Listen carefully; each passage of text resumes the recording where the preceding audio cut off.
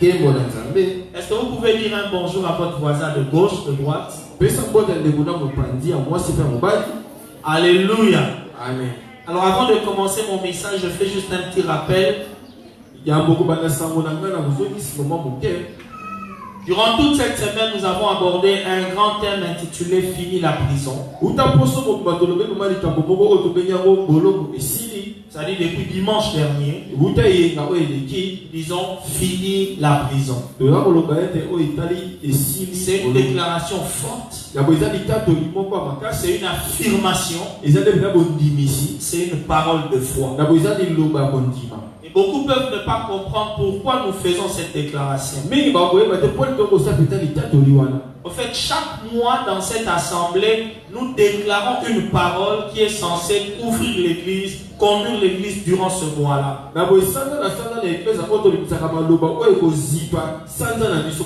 Et ce mois de mars, nous l'avons placé sous le grand thème zéro captivité. Dites avec moi zéro captivité. Cela veut dire simplement, nous refusons de rester captifs d'un domaine ou d'un autre de l'ennemi. Quand je dis zéro captivité, chacun doit voir d'abord sa propre vie et dire je refuse que ce soit ma vie spirituelle, ma santé, ma vie sociale, mon intelligence, mon travail, mes relations. Je refuse qu'un seul domaine de ma vie soit la proie du diable. Dites avec moi un bon amen. Amen. Le Seigneur Jésus a dit, en parlant de Satan, il dit le prince de ce monde vient, mais il n'a rien en moi. Jésus pouvait dire que le diable n'a rien de lui. Il n'y a aucune œuvre du diable dans sa vie. Or, toi et moi, nous sommes le corps de Christ. Si tu es un membre du corps de Christ, tu ne dois pas tolérer la moindre œuvre de l'ennemi dans ta vie. Écoute, ce que je vais te dire, ça va peut-être te choquer. Mais je veux te pousser à te révolter par rapport à ce grand thème zéro captivité. Si toi tu es la main de Jésus, moi je suis le pied de Jésus, l'autre est l'oreille de Jésus. Si tu es malade, donc la main de Jésus est malade, le pied de Jésus est malade, l'œil de Jésus est pauvre. Or Jésus ne peut pas accepter les œuvres du diable dans son corps. C'est nous aujourd'hui qui sommes le corps de Christ. Et si quelqu'un comprend ça, nous devons refuser que les œuvres de l'ennemi puissent avoir lieu ou avoir place dans nos vies. Alors, zéro captivité. Pas de prison. Amen, amen. Zéro captivité, c'est aussi par rapport à nos familles. Écoutez, la Bible est claire. Crois au Seigneur Jésus. Tu seras sauvé, toi et ta famille. Dans le salut, il y a la délivrance. Alléluia. Amen. Le mot salut en grec soteria comporte un accent sur la délivrance. On ne peut pas être seulement sauvé dans son âme et attendre le ciel. Jésus nous a sauvés complètement. Esprit, âme et corps. Le prix qu'il a payé, c'est pour notre salut complet. Si ton esprit est sauvé, tu es sûr que tu iras au ciel. Insiste aussi pour que ton corps soit sauvé de la maladie, que tu ne meurs pas avant ton heure. La Bible dit qu'il s'est fait aussi pauvre pour que nous fussions comment? enrichi. Alors, refuse que ta vie sociale soit cloîtrée dans la pauvreté. Aspire à la richesse parce que Jésus est mort aussi pour ça.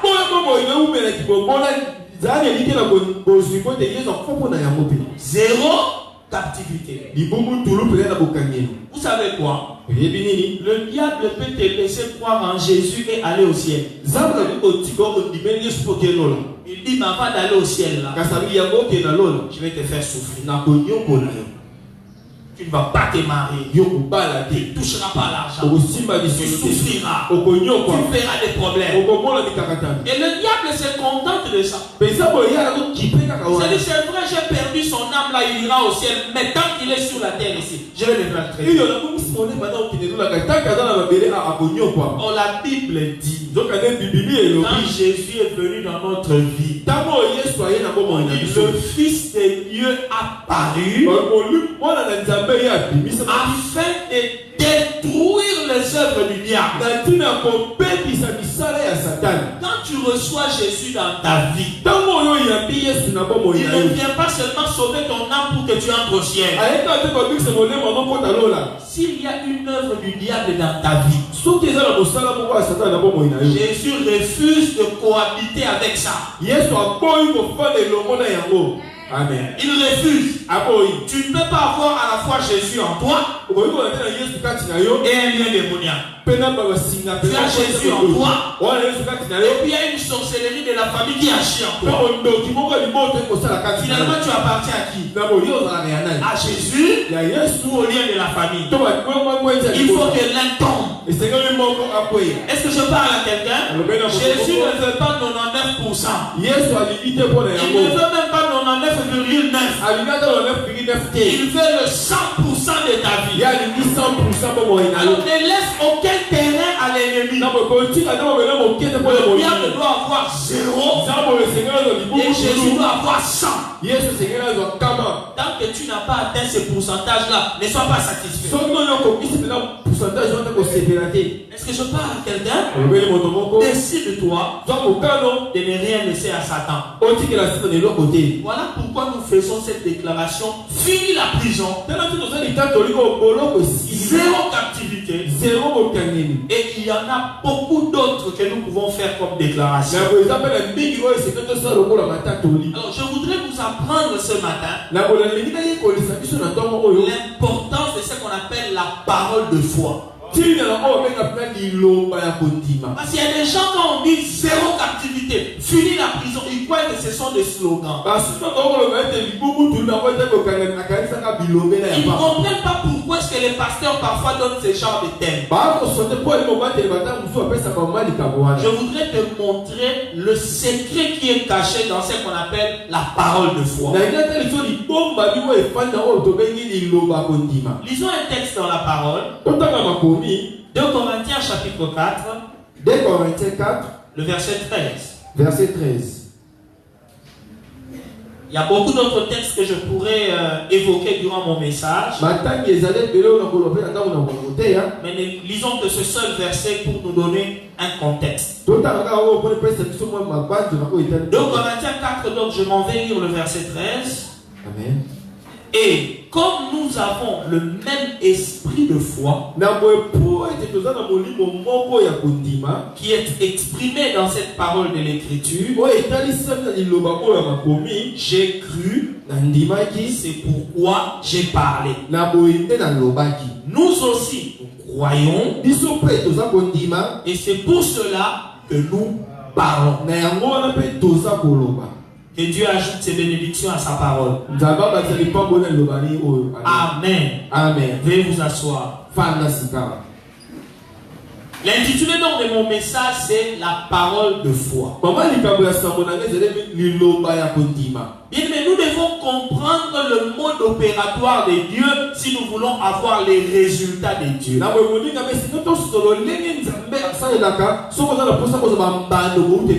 Parfois nous aspirons à avoir des résultats de Dieu dans nos vies. Je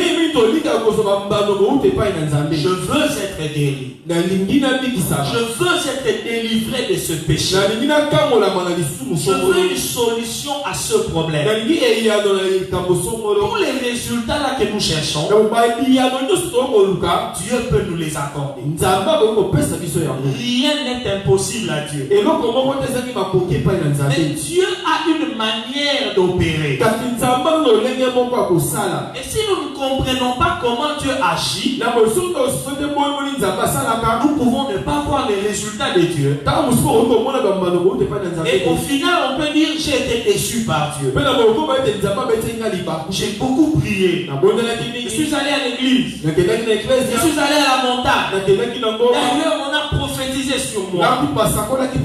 Et au final, je n'ai rien vu. Est-ce que la faute est à Dieu? Je peux vous assurer que la faute n'est jamais du côté de Dieu. Très souvent, c'est nous les hommes qui ne comprenons pas comment Dieu agit. Alléluia. Retenez d'abord une première chose. Dieu ne fait rien sans sa parole. Je peux répéter ça? Dieu ne fait rien sans sa parole. Lorsque Dieu veut agir, il commence d'abord par parler. Je peux répéter ça? N'attends jamais une action de Dieu sans d'abord avoir reçu une parole de Dieu. Dans Jérémie chapitre 1, Dieu a dit à Jérémie, je suis derrière ma parole pour l'accomplir. Cela veut dire qu'avant que Dieu n'agisse, il place d'abord sa parole avant. Il proclame d'abord sa parole. Ensuite, il vient agir. Est-ce que je parle à quelqu'un? Depuis la création, c'est comme ça que Dieu a travaillé. La Bible commence par nous dire la terre était informe et vide. Les ténèbres couvrent la surface de la vie. Bien aimé, quand Dieu a voulu créer, il a d'abord parlé. Que la lumière soit. Et la lumière fut. Alléluia. Tant que Dieu n'avait pas parlé, rien ne s'était passé. C'est la parole de Dieu qui précède l'action de Dieu. Amen, amen. Et l'apôtre Paul nous explique cette parole de Dieu là, comment Dieu l'utilise, comment il l'emploie. Quand vous lisez Romains 4 verset 17, la Bible nous dit Dieu donne la vie aux morts et il appelle les choses qui ne sont point comme si elles étaient. Est-ce que je parle à quelqu'un? On dit que Dieu appelle les choses qui ne sont point comme si elles étaient. Quand Dieu parle, il ne parle pas seulement pour le plaisir de parler. Il appelle en existence. Le rôle de la parole de Dieu, c'est d'appeler en existence les choses qui ne sont point. C'est-à-dire c'est une parole créatrice. Créée en hébreu, bara. Bara veut dire appeler du néant. Faire sortir quelque chose du néant. En fait, les hommes ne créent pas. L'homme naturel ne crée pas. On ne peut pas dire que l'inventeur de ce micro, il a créé ce micro. Il l'a fabriqué. C'est-à-dire il a utilisé une matière première. Dans le présent cas, on peut dire qu'il a utilisé du plastique. Le plastique vient du pétrole. Il a pris une matière première, le pétrole. Il a obtenu du plastique. Il a donné une forme. Et nous avons un objet qui est là. Il a fabriqué. Mais Dieu maintenant, il n'a pas de matière première. Il n'y a pas de pétrole. Quand il parle, il fait sortir la la chose du néant. Ça sort du vide. Il n'y avait rien. Et puis soudain quelque chose apparaît. La parole de Dieu a pour objectif d'amener, d'appeler en existence des choses qui ne sont point. Mais la Bible insiste en disant il les appelle comme si elles étaient. Il y a une contradiction là-bas. Des choses qui ne sont pas. Mais Dieu, quand il les appelle, il les appelle comme si elles étaient déjà. Je te l'explique dans la toute première parole que Dieu a prononcée. Quand Dieu dit que la lumière soit. Question. Où était la lumière? Wow. L'avait-il déjà créé avant? Est-ce qu'il ne faisait que dire à cette lumière-là maintenant de paraître? C'était déjà créé? Non. Il le crée au même moment.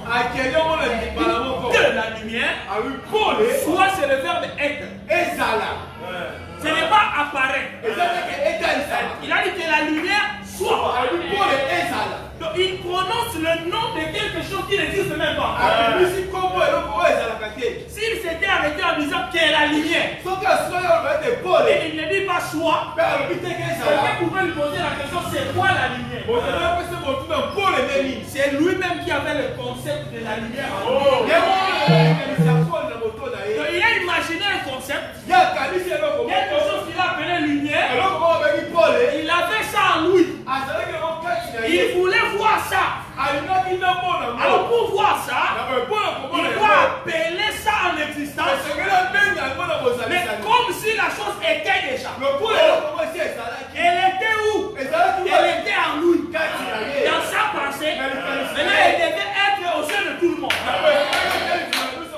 Le canal maintenant pour faire quitter le concept vers la réalité, c'est la parole. La parole est une pensée exprimée. Quand la pensée est exprimée en parole, alors la parole là peut amener à la création, à l'existence. C'est alors seulement qu'on peut voir une action de Dieu. Est-ce que quelqu'un me comprend? Maintenant, essayons un peu de rembobiner. Dieu, le créateur du ciel et de la terre, le maître de toutes choses, il est tout puissant, il peut tout. Mais pour agir, il a un mode opératoire. Il commence par penser à quelque chose. Il a un concept. Ensuite il libère la parole. Et après avoir libéré cette parole, alors il y a une action. Évidemment, au niveau de l'action, il y a encore un secret qui est là-bas. C'est que l'Esprit de Dieu, qui est Dieu lui-même, n'attendait que la parole pour rendre cette parole manifeste. L'Esprit de Dieu se mouvait là au-dessus des eaux. Le texte original dit l'Esprit s'agitait. S'agiter, ça veut dire ça créait comme des vagues, des turbulences. Mais l'Esprit, malgré toute cette agitation, il n'a rien créé.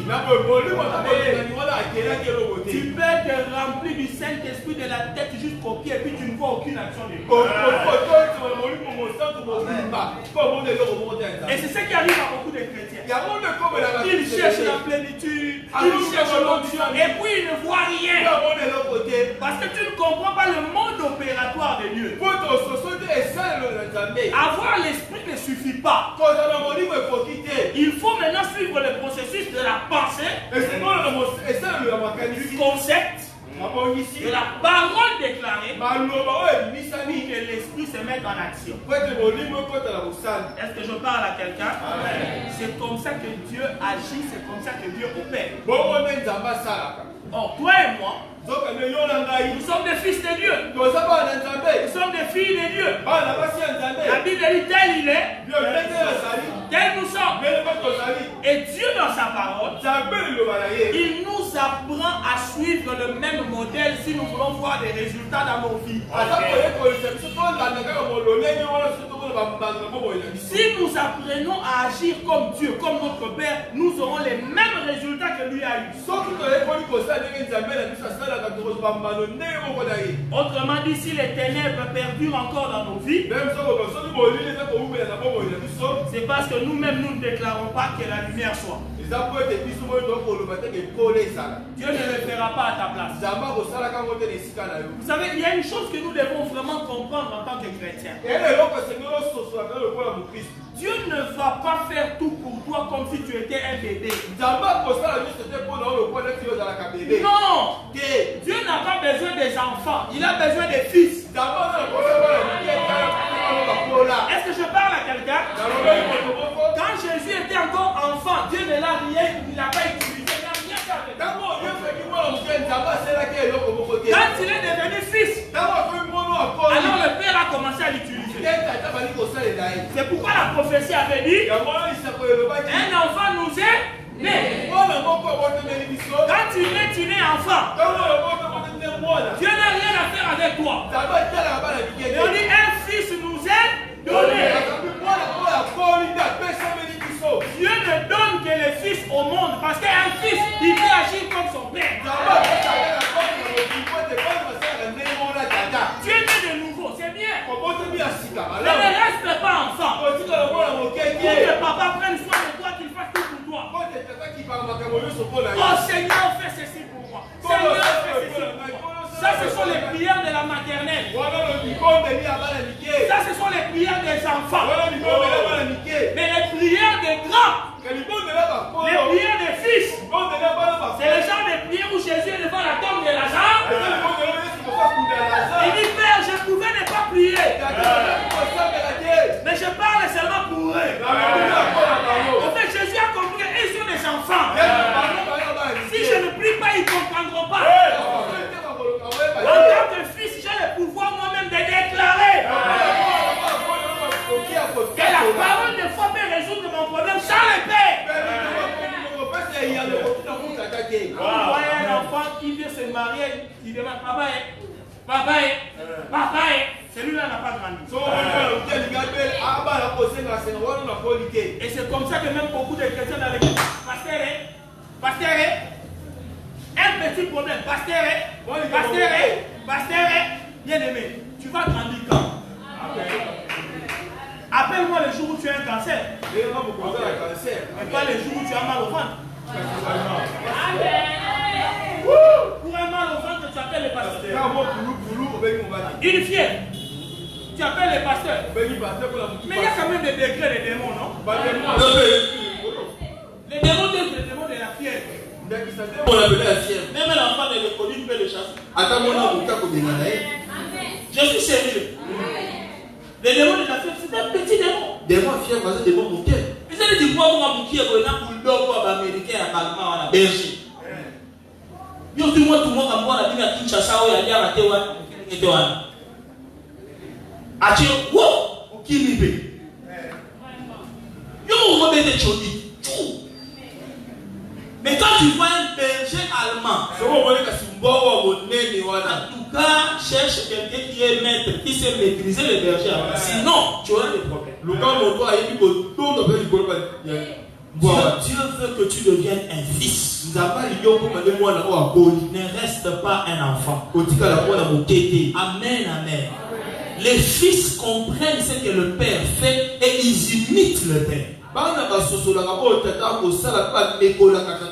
Et Dieu essaie de nous apprendre ça dès les premiers pas de la conversion. Dans Romains chapitre 10, verset 9 à 10, la Bible dit ceci. Si tu confesses de ta bouche le Seigneur Jésus, et si tu crois dans ton cœur que Dieu l'a ressuscité des morts, tu seras sauvé. Car C'est en croyant du cœur qu'on parvient à la justice. Et c'est en confessant de la bouche qu'on parvient au salut. Je voudrais que quelqu'un me suive très bien. Parce qu'il y a des gens qui n'ont même pas bien compris le principe de leur salut. Comment as-tu été sauvé? Pourquoi on te fait passer devant et on te fait répéter des paroles? Dis Seigneur Jésus. Ce n'est pas du théâtre qu'on fait. C'est sur base de ces textes. Pour parvenir, la Bible est claire, parvenir au salut, il y a deux mouvements qui doivent se faire en toi. La Bible dit tu dois croire dans ton cœur. Mais croire dans ton cœur ne suffit pas pour être sauvé. C'est grave. Je crois déjà en Jésus dans mon cœur. Et la Bible dit que ce n'est pas suffisant. Tu dois le confesser de ta bouche pour parvenir au salut. Pourquoi Dieu insiste que ce qui est cru dans le cœur doit être confessé de la bouche? C'est pour respecter son même principe de la création. Rien ne peut se faire tant qu'elle n'est pas exprimée. La foi qui n'est pas exprimée ne produit aucun résultat. Voilà pourquoi je vous parle de la parole de foi. Dans le texte de base qu'on a lu, l'apôtre Paul dit ceci, que nous avons le même esprit de foi qui est exprimé par cette parole de l'écriture. Mais j'ai cru. C'est pourquoi j'ai parlé. J'ai cru. Voilà pourquoi j'ai parlé. Il dit, nous aussi nous croyons. Et c'est pour cela que nous parlons. Quand tu crois en quelque chose dans ton cœur, cette chose-là ne pourra s'accomplir ou avoir des résultats que si tu le confesses de ta bouche. Ces deux mouvements sont très très importants pour avoir des résultats auprès de Dieu. Lorsque quelqu'un prétend dire je crois, Dieu va agir, tu peux croire comme tu veux. Ça n'impressionne même pas Dieu. Moins encore les démons. Vous savez pourquoi? Parce que même les démons croient. Amen. Amen. C'est la Bible qui le dit. Même les démons connaissent le principe de la foi. Les sorciers d'ailleurs sont spécialistes en parole de foi. Ils savent comment la parole de foi fonctionne. À ton avis, quand on dit qu'on a envoûté quelqu'un, on a ensorcelé quelqu'un, comment les sorciers font? Un sorcier prend seulement ton vêtement. Un objet qui t'appartient. Et il prend cet objet et dit bon, ça c'est Patrick. Il prend un fil, il prend n'importe quoi, il commence à allier ça par exemple. Il dit toi Patrick, je te dis tu ne vas pas te marier. Tu ne vas pas avoir l'argent. Et puis il prend ça, il part par exemple là où on brûle un peu la viande là, les cabriers et consorts, il jette ça là, il brûle. Donc pour dire il a brûlé toute ta prospérité. Et les paroles là qu'il a prononcées, les démons qui sont en lui, les démons de sorcellerie, c'est eux qui prendront ces paroles là pour aller les exécuter. C'est comme ça que la sorcellerie fonctionne. Rien de compliqué. Maintenant toi, tu as l'esprit supérieur à l'esprit du sorcier. Tu as le Saint-Esprit, le même Saint-Esprit qui s'est mouvé au-dessus de Zola dans la création. C'est lui qui habite en toi. Comment tu es incapable de faire quoi que ce soit? Quelqu'un me dira, pasteur, les sorciers, ils sortent de leur corps. Ils vont dans le monde invisible. Tu es ignorant seulement. Écoute-moi bien. Un sorcier, pour aller dans le monde invisible, il est obligé de sortir de son corps. Mais moi, je suis déjà dans le monde invisible, même dans mon corps. Amen. Amen. Un vrai chrétien, mon Christ, il vit déjà dans deux mondes en même temps. Et il y a des gens qui me regardent, ils ne comprennent pas encore. Tu me vois ici. Je suis encore présent debout comme ça dans le monde invisible. Les anges de Dieu me voient. Même les démons me voient. Parce que je suis présent dans le monde invisible. La nouvelle naissance, tu nais où? La première naissance, c'est dans le monde physique. La nouvelle naissance, c'est une deuxième naissance. Tu es né dans le monde invisible. Pourquoi les anges se réjouissent quand quelqu'un se répand ici? Comment te l'invite? Ils ont vu un enfant naître dans leur monde des esprits. Voilà pourquoi ils se réjouissent.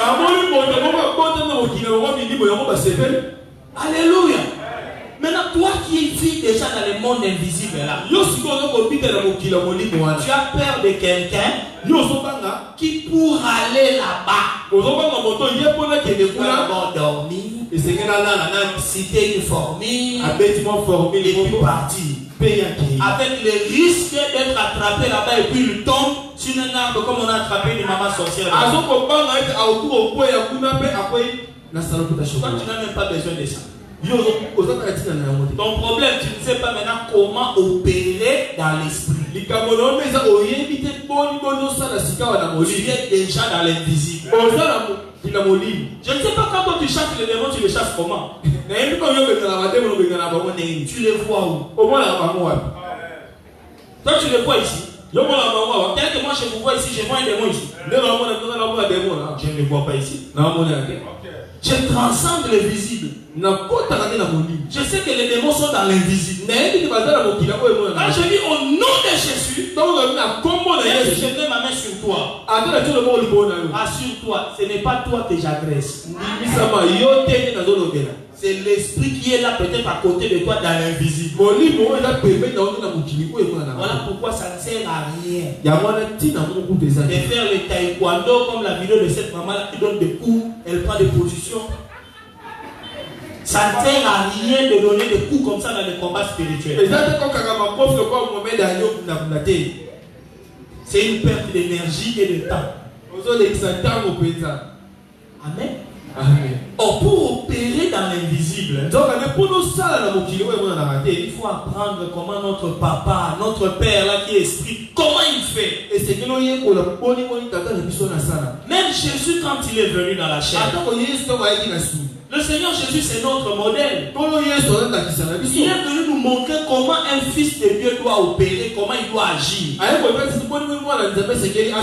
Qu'est-ce que Jésus faisait durant son ministère? Dans Matthieu chapitre 9, du verset 23 au verset 24. Jésus va dans la maison de Jairus. La fille de Jairus est morte. C'est attesté que la jeune fille est morte. Au point qu'on a déjà invité l'orchestre de deuil qui est en train de chanter. La musique de deuil joue déjà. On a mis les tentes, le deuil est déjà organisé. Jésus arrive. Et quand il entre dans la parcelle, première réaction, il va chasser les chanteurs de flûte, les gens qui sont venus chanter pour le deuil. Écoutez, c'est parce que nous lisons ça dans la Bible que nous trouvons ça normal. J'aimerais que tu t'imagines une scène pareille aujourd'hui. En plein deuil. Vous avez loué la musique. Les gens chantent pour le deuil de votre père, de votre mère. Un jeune prophète de 30 ans, donc petit nanaï, il y a plus de 10 ans. Il y a 30 ans ici. 30 ans. Qui a 30 ans? Les frères, 28, 29.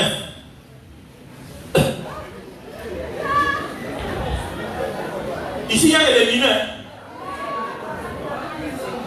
25 ans. Je laisse à moi. Un jeune de 30 ans. Et les gars vont à 30 ans. Imaginez qu'il est comme moi, parce que moi, même si j'ai 30 ans, il débarque dans votre deuil.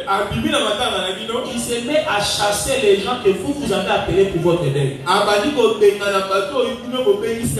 Écoutez comment il les chasse. Il leur dit, retirez-vous. La jeune fille n'est pas morte. Elle dort. Heureusement qu'il n'était pas Tcham. On allait lui faire mauvais.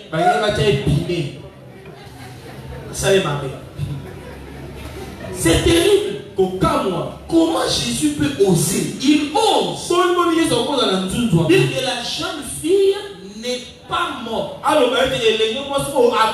Et ce gars ici est médecin. C'est lui qui est avec l'enfant à l'hôpital. Il a pris le pouls. Il a vérifié la tension. Pourquoi il ose dire la jeune fille n'est pas morte? Elle dort.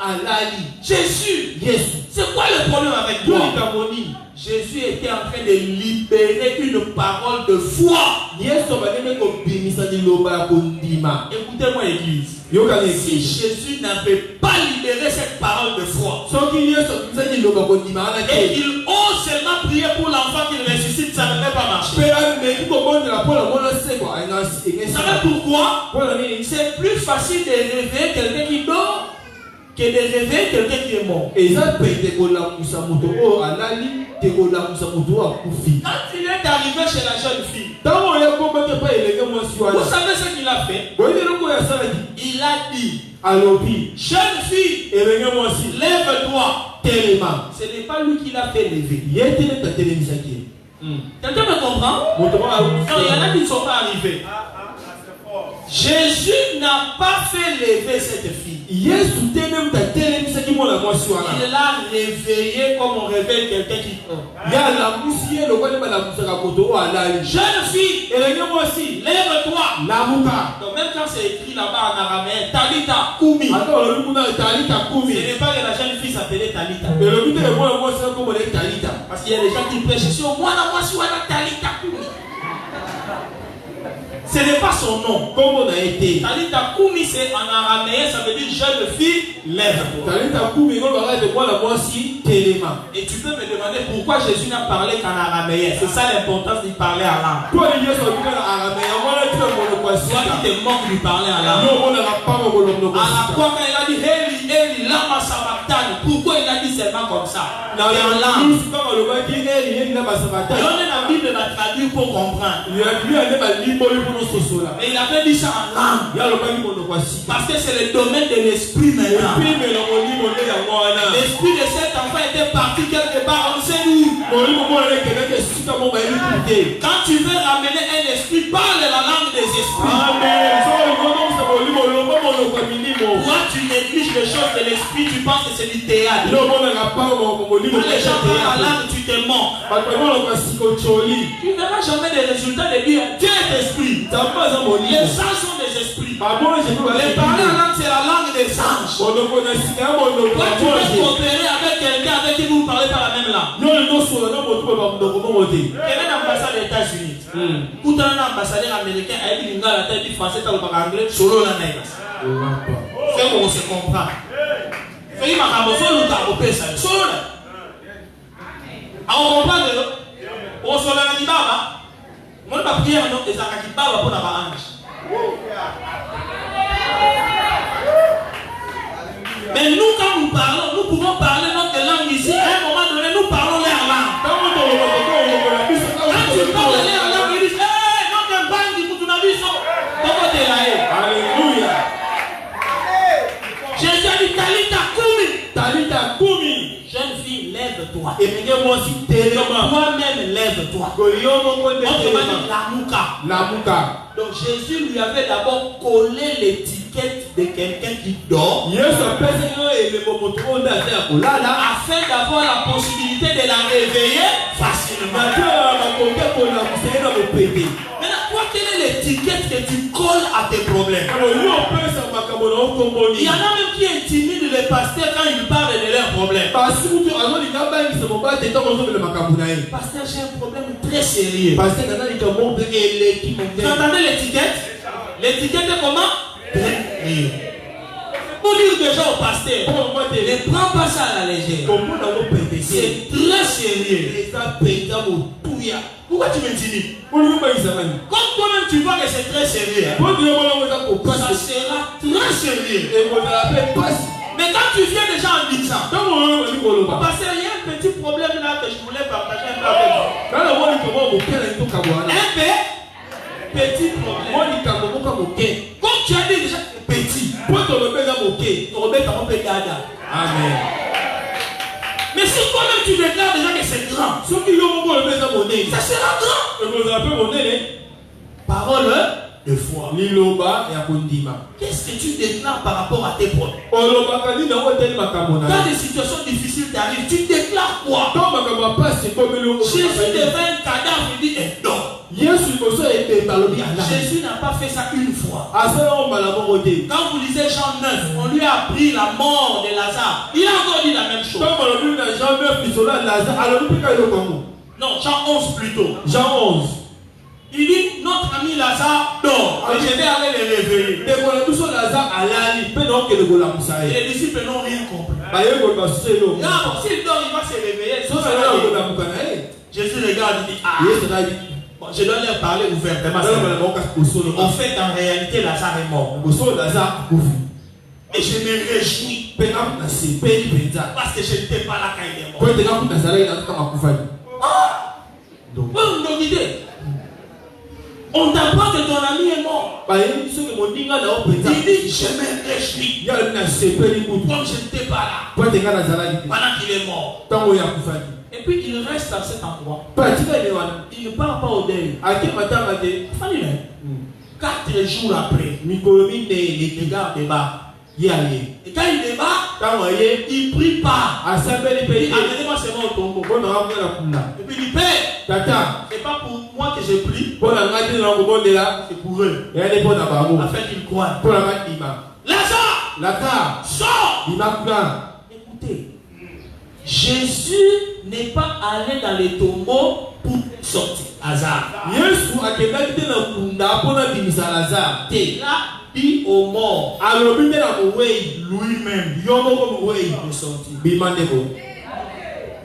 C'est comme pour dire, pour lui Lazare n'était jamais mort. Lazare était toujours en train de dormir. C'est le concept qu'il avait en lui. Et c'est ce qu'il avait déclaré. Comment toi tu vois ton problème même en toi-même? Ta stérilité là, qui est ton chômage là, quand toi tu y penses en toi, tu le vois comment? Grand ou petit? Si tu le vois déjà comme un problème grave, ça restera grave. Pour Jésus, Lazare dort. Comme il dort, je m'en fous dans quelle position il dort. Et la position de sommeil qu'on avait donné à Lazare, c'était très sérieux. Parce que nous ne savons pas comment était le tombeau là. Si tu regardes les images, le tombeau de Lazare existe jusqu'aujourd'hui. C'est un tombeau bizarre. On a taillé ça dans le roc, donc dans la pierre. Et ça a fait ça. On a trouvé une montagne. On trouve tout droit. On descend. On va encore. Et on met le corps au fond là-bas. Et on a lié le corps des bandeaux de la tête aux pieds. Le gars est coincé là-bas. Et là Jésus dit, Lazare, sors. Bima. Il faut que ces gars-là Et c'est quel motoana quittent ici. Alors, Fais ça. Ayeboye, Amati, Abimi. Tout en ayant les pieds et les mains liés. Makolo, Maboko, Yakoka. Dans un espace comme ça, comme un petit couloir. Jésus, il s'en fout. Est-ce qu'il va se lever là-bas? Comment ça fait? Il s'en fout. Lui, il a libéré la parole de foi. Lazare, sors. Bima. C'est fini. Et la Bible dit quoi? Le mort s'est présenté à la porte du tombeau.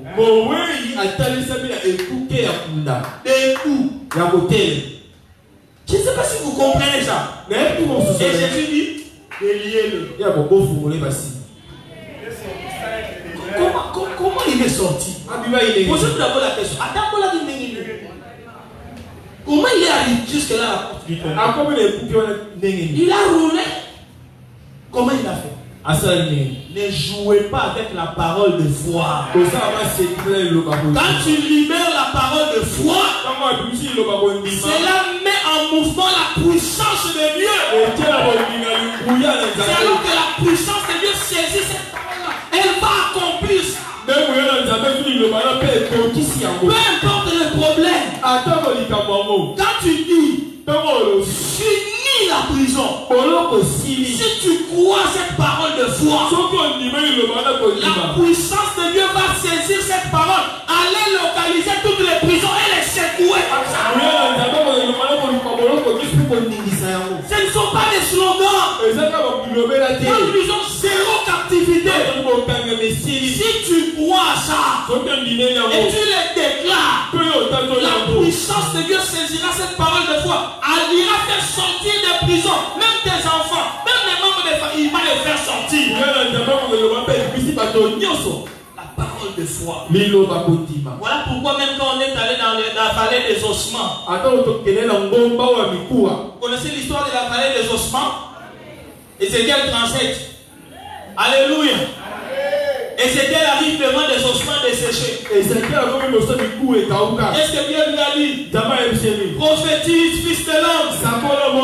Parle. Dis. Ossements desséchés. Écoutez la parole de l'Éternel.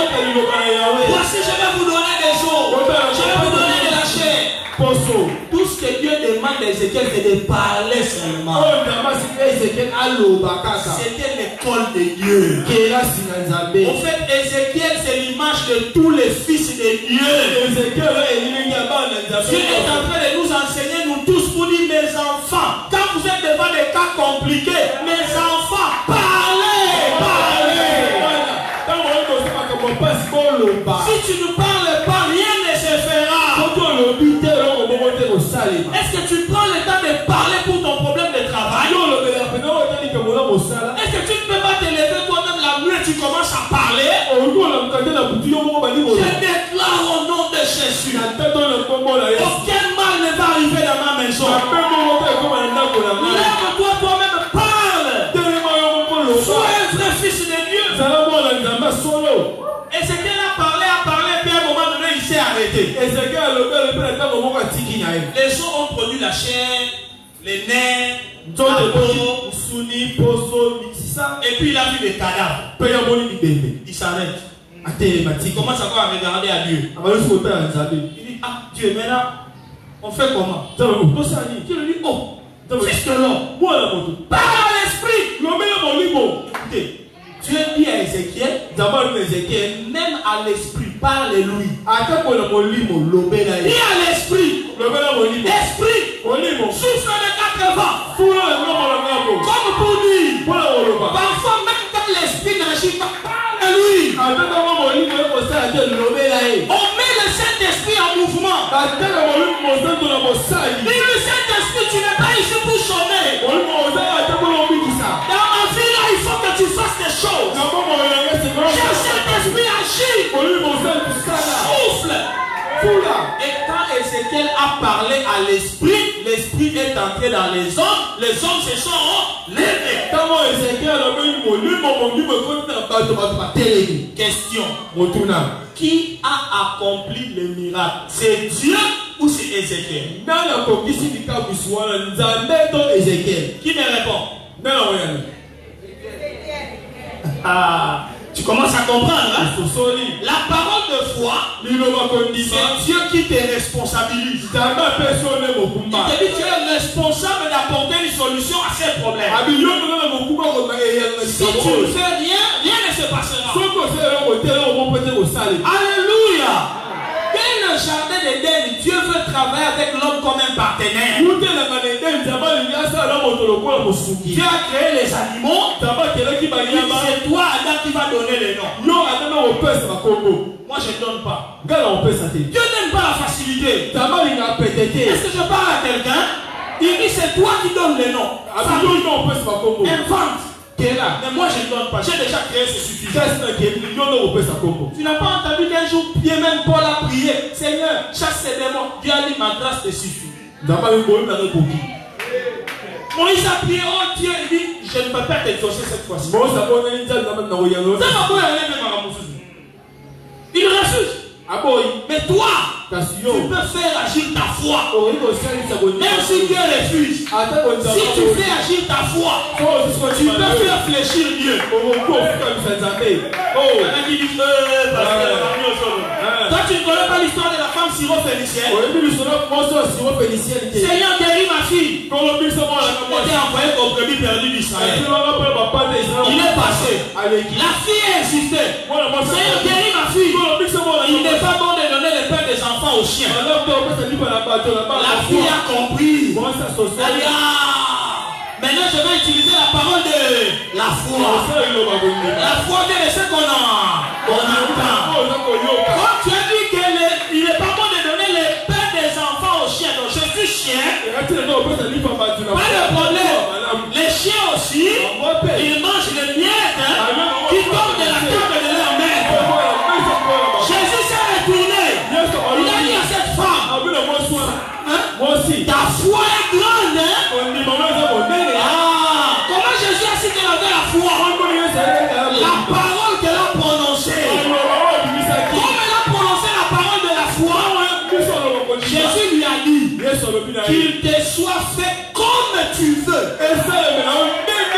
C'est grave. J'ai dit bien c'est grave. Qu'il te soit fait comme tu veux. C'est-à-dire la volonté de Dieu tombe, la volonté de la femme prime. La volonté de Dieu, je ne suis venu que pour les brebis de la maison d'Israël. Ça tombe. La volonté de la femme prend le dessus. La parole de foi peut te permettre d'obtenir même ce que Dieu n'est pas disposé à te donner. Avec la foi, on peut faire des choses extraordinaires. Même Dieu lui-même, il sera content de te voir aller au-delà des choses que lui avait pensé te donner. Je voudrais dire à quelqu'un, Dieu aime tellement la foi que même si Dieu avait décidé de te donner $10,000, si on voit que par ta foi, tu exerces ta foi pour que toi tu aies 100,000, il n'empêchera jamais à ta foi d'aller au-delà de ses plans. Parce que Dieu aime la foi. Il aime la foi. Je vais t'encourager ce matin. Développe la parole de foi. Parle bien. Ne fais pas sortir n'importe quoi de ta bouche. Laisse-moi terminer en te disant ceci. Parce que le temps est déjà passé. Dans Proverbe 18, c'est le dernier texte que je te donne. Proverbe 18, verset 20 à 21, la Bible dit ceci. Proverbe 18, 20 à 21, si c'est ta Bible, souligne bien ces versets et ne l'oublie jamais. Proverbe 18, verset 20. Proverbe 18, verset 20. C'est du fruit de sa bouche que l'homme rassasie son corps. C'est du produit de ses lèvres qu'il se rassasie. Et si quelqu'un comprend ça? Non, il y en a qui n'ont pas compris. Si tu n'es pas rassasié, ce qui est autorité, on va vous gagner aux autres fois banzalo, aux autres sanga bambon, faut t'entendre bébé. Faut t'y avoir mais à la lèvre. La Bible dit, Bible est le du fruit de ta bouche. Tu peux rassasier ton corps. Du produit de tes lèvres, tu peux te rassasier. Ça veut dire quoi? Si tu sais utiliser la parole de foi,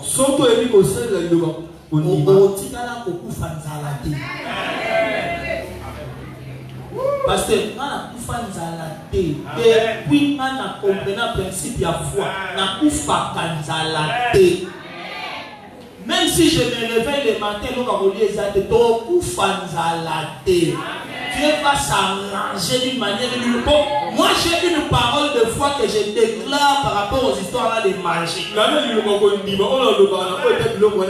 Écoute, si tu vois un jour ton cœur commence à battre vite, tu dois aller donner ça au pasteur. Je dois donner ça au pasteur. Sache que c'est ma foi qui est en train de faire ça. Je ne plaisante pas. Je sais ce que je suis en train de dire. Toi, peut-être tu ne comprends pas le principe de la foi. Quand tu déclares des paroles de foi, Dieu peut toucher n'importe qui, l'envoyer comme un corbeau pour te donner à manger. Vous pensez que le corbeau allait vers Élie comment? Le corbeau a mangé vers ça dans la boussole. Corbeau. Comme un corbeau savait que je viens, je prends la viande ici, je vais prendre tel itinéraire jusque dans cette grotte, là où se trouve le prophète. Comment le corbeau savait? Comment il savait? Ne blaguons pas avec Dieu. Un homme qui a la parole de la foi. Dieu peut aller secouer même l'inconnu. Même si c'est un païen, on s'en fout. Il vient lui-même et te donne.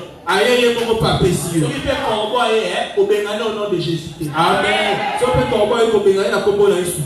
que toi tu es tellement saint. Non, pas un magicien. Après ça, $1000. Pas lié à Kabana. Mon Dieu.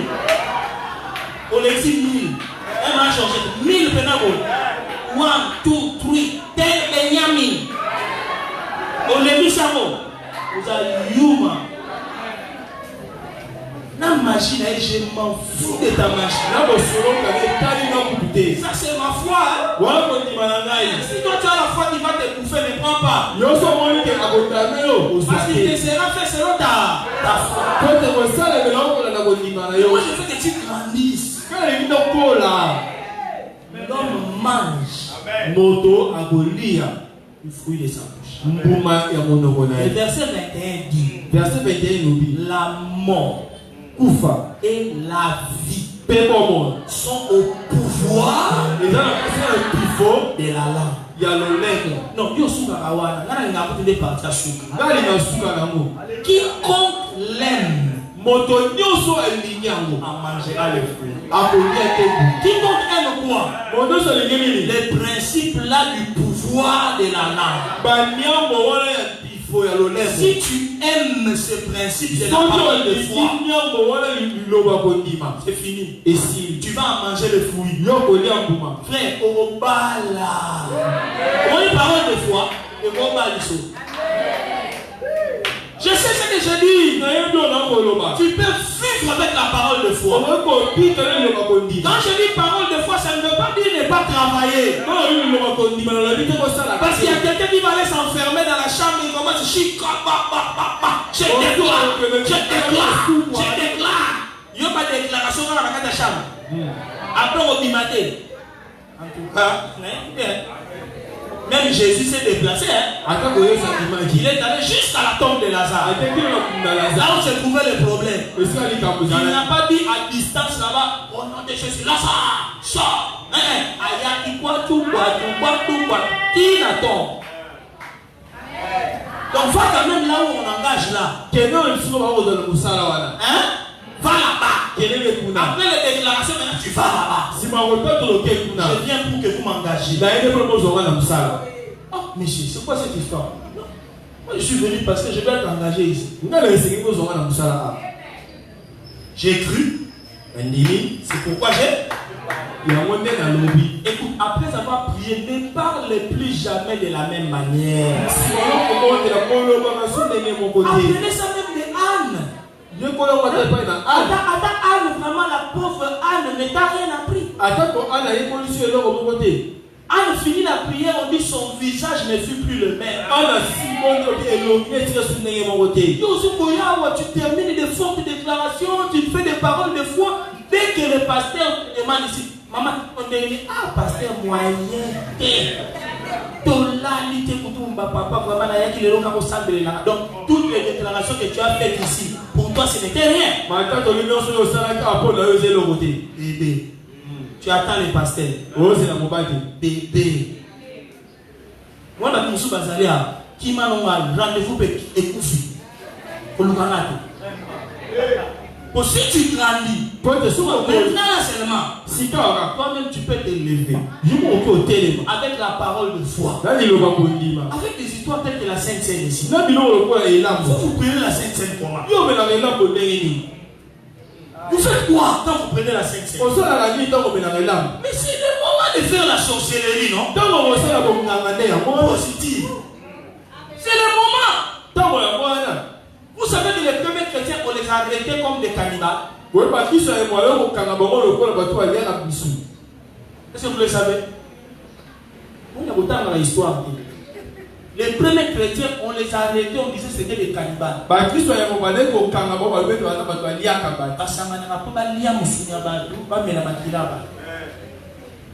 C'était la réputation des chrétiens au premier siècle. Pourquoi? Parce qu'ils s'invitaient pour la fraction du pain. La Bible, la première liste faisait 4 choses principales. Ils persévéraient dans l'enseignement des apôtres, dans la communion fraternelle, dans les prières et dans la fraction du pain. Ils savaient que leur force, la fraction du pain, ici. C'est comme on pouvait les tuer.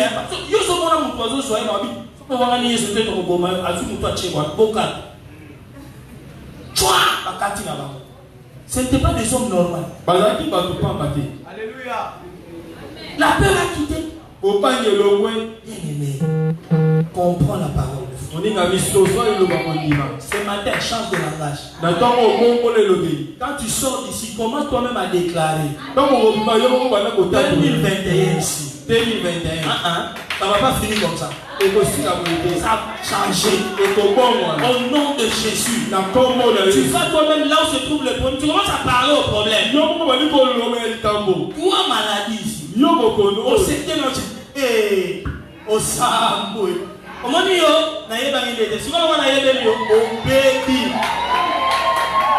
Je ne sais pas comment toi tu pries. Moi, quand je parle aux esprits, je parle comme les voyants. Comme je le vois. Donc, c'est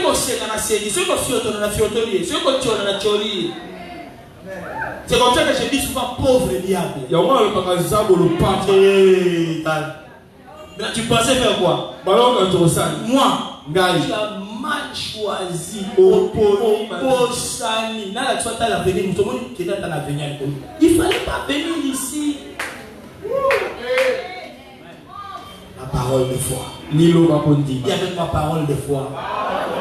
Acclame le Seigneur.